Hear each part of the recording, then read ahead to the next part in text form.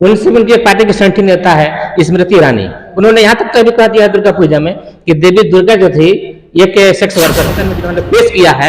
मैं वैसे मंत्रियों को आपके चैनल के माध्यम से चूड़ी सपोर्ट करता हूँ। अश्लील भाषा का प्रयोग करते हुए महिलाओं को उन्होंने तार तार किया है, ये काफी निंदनीय है। उसको हम समझाने का बहुत सा तरीका है, उसको समझाया भी जा सकता था। अब इनको क्या कहें, ये बिहार के संगठन नेता हैं, इनसे बड़े जो देश के संगठन नेता हैं माननीय नरेंद्र मोदी जी, उन्होंने कह दिया था कि बेटी बेटा चूड़ी लाठी बिंदी सस्ती हो गई बाजार में, चूड़ी लाठी बिंदी सस्ती हो गई बाजार में, क्योंकि गूंगे और बहरे बैठे हैं सरकार। राष्ट्रीय सब जनशक्ति पार्टी 2024 और 25 के लिए जो एजेंडे लेकर के आई है, मैं आपको आपके श्रोताओं को स्पष्ट बताना चाहूंगा कि हर हवा के झोंका तूफान ना होला, हर हवा के झोंका तूफान ना होला। अरे संसार में आदमी तो बहुत बड़े, लेकिन हर आदमी इंसान है कि उन्होंने जो पीछे से कह दिया कि घुसाओ और निकालो, यह लफ्ज सही है, उसको और भी तो कहा जा सकता है ना।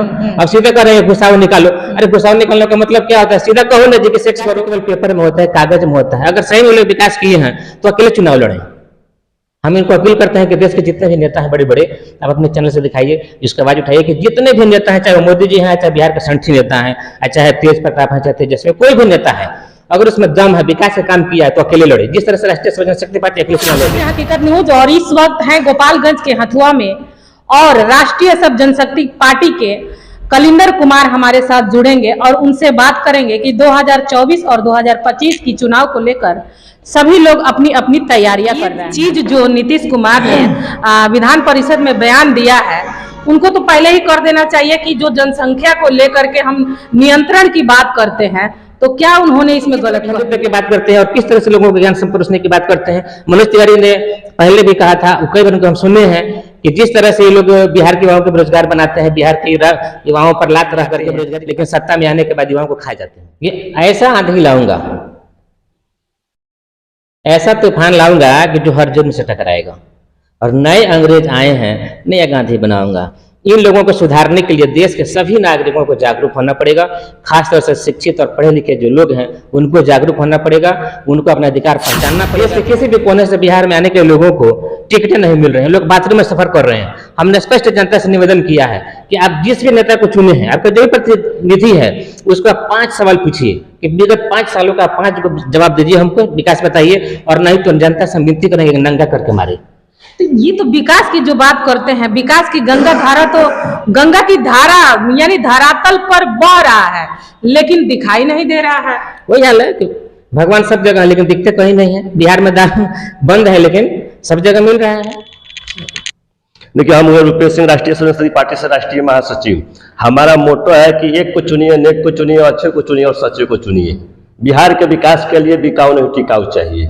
आज स्थिति यह है कि सभी पार्टियों के द्वारा चुनाव लड़ा जाता है और वो किसी भी अच्छे और स्वच्छ व्यक्ति को टिकट नहीं देता है। जितने भी अपराधी और भ्रष्टाचारी प्रवृत्ति के लोग हैं उन्हीं को टिकट चुनाव लेने का दावा कर रही है, लेकिन ये लोग महागठबंधन बना रहे हैं। महागठबंधन है, महागठबंधन है। वो कोई 1 सीट के लिए रहा है, कोई 4 सीट के लिए रहा है। एक बिहार का और पगला नेता है, वो कहते हैं कि हम गठबंधन से लड़ना चाहते हैं, हमको 1 ही सीट दे दीजिए। अरे तुम नेता है कि प्रतिनिधि है? तुम पार्टी है कि प्रतिनिधि है? ये समझने की बात है। राष्ट्रीय सब जनशक्ति पार्टी जिस तरह से विकास के लिए भी काम कर रही है, युवाओं को रोजगार दिलवा रही है, जगह जगह क्षेत्रों पे काम कर रही है, कोर्ट का मुद्दा उठा रही है, महिलाओं के सम्मान के लिए मुद्दा उठा रही है, ये लोग क्या कर रहे हैं?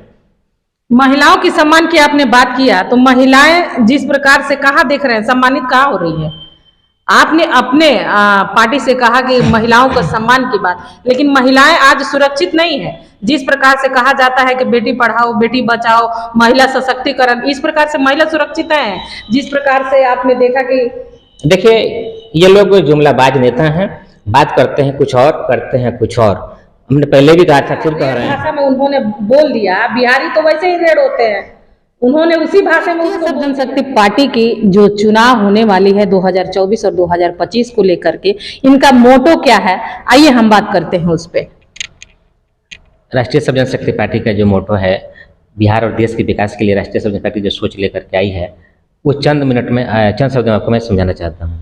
देखिए, राष्ट्रीय सब जनशक्ति पार्टी सबसे पहले जो जनता के लिए एजेंडा लेकर के आई है, सबसे पहला है कि राष्ट्रीय सब जनशक्ति पार्टी स्थानीय 20 किलोमीटर के लोगों का टोल माफ करेगी और 60 किलोमीटर के बीच के टोल को शीघ्र बंद किया जाएगा। बिहार वासियों को सभी राज्यों से सस्ता डीजल पेट्रोल दिया जाएगा और फिक्स चार्ज माफ किया जाएगा। महिलाओं को स्नातक तक फ्री शिक्षा, दिव्यांगों को ई रिक्शा और पूरे बिहार में महिलाओं का टिकट फ्री होगा। इस तरह से राष्ट्रीय सर्व जनशक्ति पार्टी अपने चुनाव के लिए 13 बिंदुओं को जाहिर किया है, जिसको मैं चाहूँगा कि आप अपने चैनल के माध्यम से प्रदर्शित करिए, श्रोताओं को दिखाइए। बिहार के लिए ये मुद्दा स्पष्ट है, इसमें कोई संशय की बात नहीं है। राष्ट्रीय सर्व जनशक्ति विकास के लिए स्पष्ट एजेंडे के साथ कह रही है कि बिहार के लोगों को विदेश आने जाने के लिए पार्टी चाह रही है कि बिहार से अंतर्राष्ट्रीय उड़ान हो, फ्लाइट हो और बिहार में ही युवाओं का इंटरव्यू भी हो। बहुत बहुत धन्यवाद। इसका एक बार प्रदर्शित करिएगा। एजुकेशन पे वो बात कर रहे हैं तो सीधा करें। अरे पर्दे के पीछे तो सब कोई, और डॉक्टर के सामने, भगवान के सामने और पर्दे के पीछे सब कोई नंगा होता है। इसका मतलब क्या है कि बाजार में नंगे घूमिएगा। जब तक नोटों और जाति में बिकते रहेगी तब तक पेशाब में भींगती रहेगी। अभी समय आ गया है कि युवा जागरूक होकर के निष्पक्ष अपना प्रतिनिधि चुने। रिश्तेदार नहीं चुनना है। जब तक चुनाव में रिश्तेदार हम चुनेंगे और नोटों में बिकेंगे, फिर वही हाल होगा कि आप जलील होइएगा, दूसरे से भगाए जाइएगा, आपका हत्या होगा, महिलाएं बदनाम होंगी। जिस तरह से वरिष्ठ सदन में अभी माननीय नीतीश कुमार जी ने कहा है, ये किसी भी महिला का इज्जत नहीं छोड़ा इन्होंने। ये बहुत निंदनीय है। आप इसको बहिष्कार करते हैं? बिल्कुल बहिष्कार करते हैं। इस तरह से नहीं होनी चाहिए। अभी देखिए संठी नेता कुछ ऐसे भी समाज में महात्मा है। तो जनसंख्या पर नियंत्रण नहीं करना चाहिए ना, जनसंख्या ऐसे ही बढ़ाना चाहिए। देखिए जनसंख्या पर नियंत्रण करने के लिए और भी तरीके हैं, और भी चीज हैं, और उसको अलग अलग मायनों से समझाया जा सकता है कि माफ करने से कुछ नहीं होगा। उनको इस्तीफा देनी चाहिए। अगर गलती अपनी वो मानते हैं तो महिलाओं के सम्मान में हम राष्ट्रीय सर्व जनशक्ति पार्टी की तरफ से अपील करते हैं कि महिलाओं के सम्मान में आप यथाशीघ्र इस्तीफा दीजिए।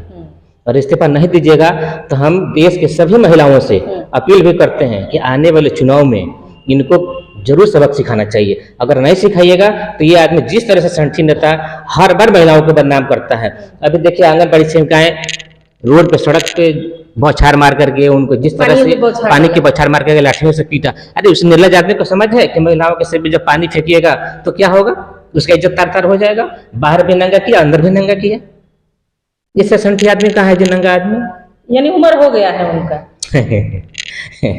उम्र तो उनका ये हो गया कि उनका बुद्धि काम नहीं कर रहा है।